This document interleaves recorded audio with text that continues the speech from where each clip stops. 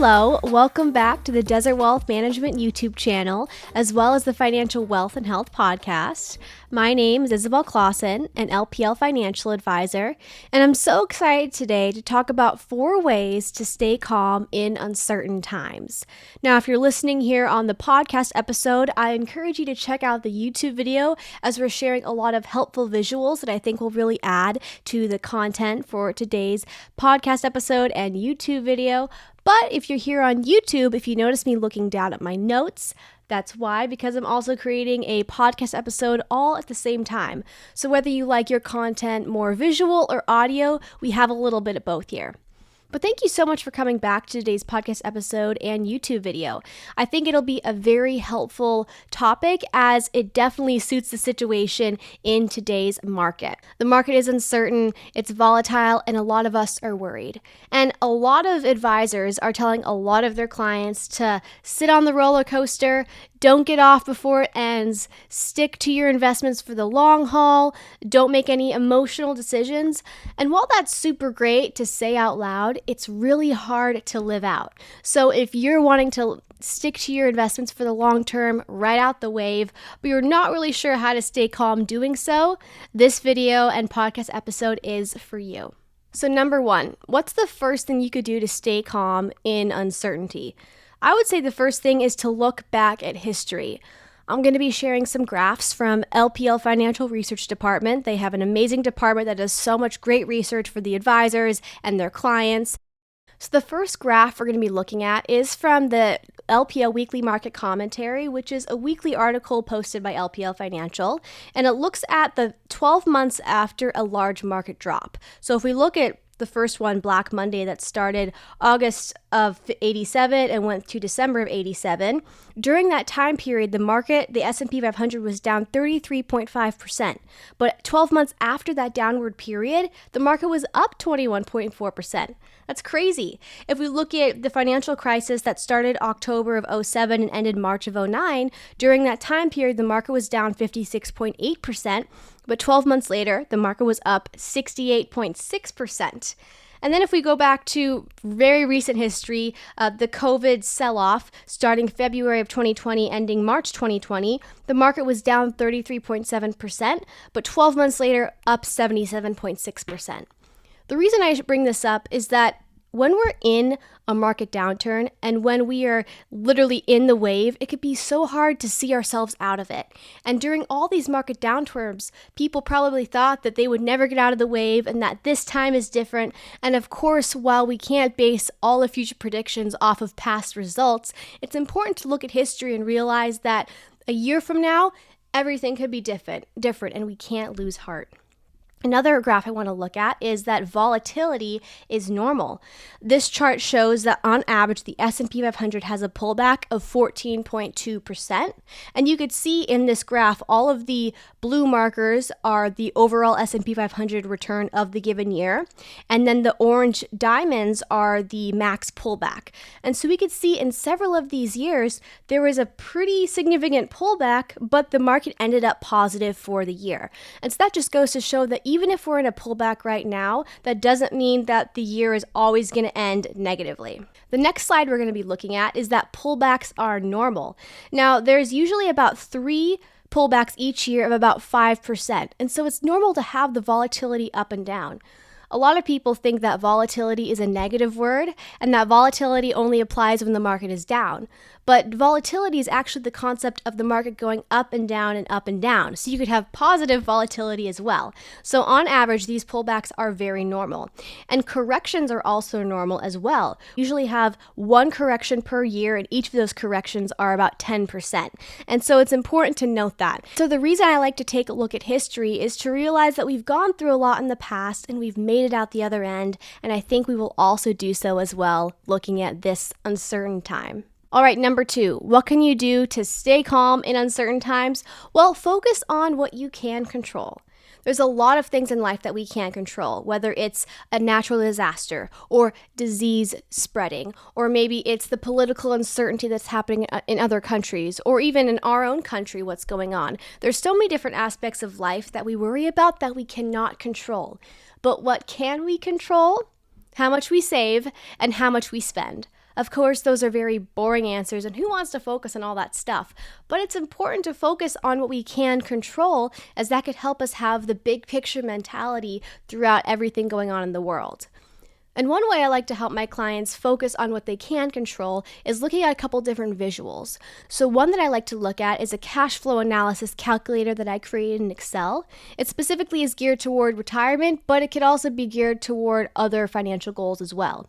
In this specific retirement calculator, I analyze how old the client is, when they want to retire, how much they have currently saved for retirement, how much they're saving each and every month. We take a look at so many different factors, and it estimates for the client how much inflow they will have each month in retirement. The beauty of this is that if a client is worried about what's going on in the market, maybe their performance of their investments are not what they want it to be, we could go back to how much they're saving and spending and take a look and see what they can control to stick to their overall goal. Another type of visual I like to share with clients is our financial planning software that we're using at the moment, which is called Right Capital. And one of my favorite parts about Right Capital is it gives an overall percentage of success based off so many inputs. And so the screen I'm sharing right here, for those of you that are watching on YouTube, is a fictional client called Sophie Wright. Now, Sophie Wright is a young girl in her 20s. She's paying off her college debt. She is at her first job in her career. She's saving money in her retirement accounts. And even though the market is going crazy, her percentage of success looks pretty good. Another reason, though, that I like to look at the percentage of success model is, let's say a client's percentage of success isn't where they want it to be. We could then look at that and then make action steps, plug in those action steps in the system, and see what their percentage of success can look like if they make the designated changes. We're not looking just at performance, we're looking at how much the client is saving and spending, what they can control. And that leads us to the third point of what you could focus on when the market is uncertain, and that's focusing on your goals first and then looking at performance. When I talk about having a financial plan, I say that the financial plan is the car, and what fuels the car, the gasoline in the car, what fuels the plan is the investments. But having investments without the goals in mind can make things not as cohesive. And so that's why I like to focus on the financial plan and the goals and then look at the performance.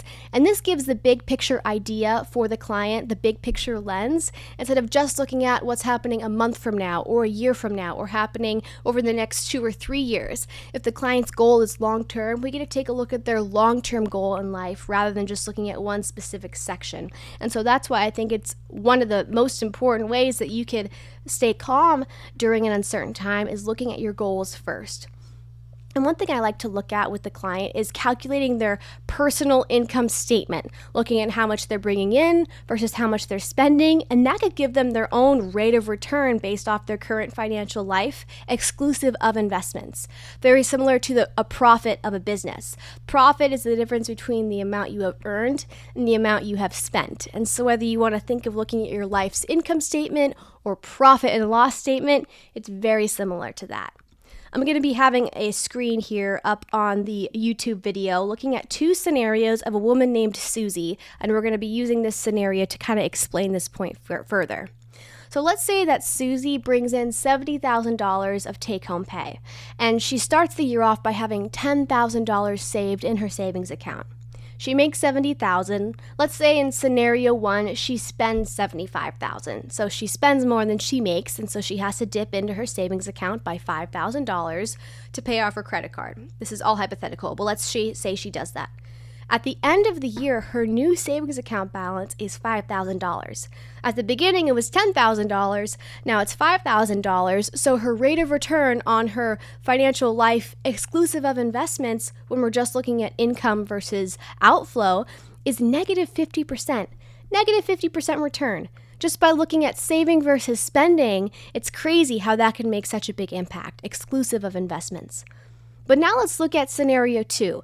Let's say Susie still makes $70,000 a year. She starts the year off with $10,000 in her savings account.